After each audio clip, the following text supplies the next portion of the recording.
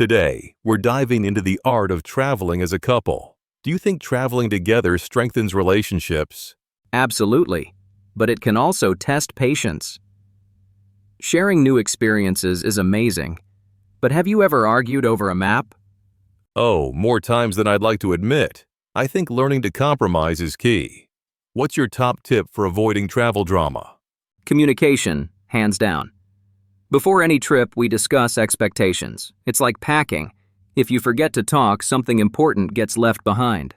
I like that analogy. My partner and I split responsibilities too. One handles booking, the other plans meals. Keeps things balanced. That's smart.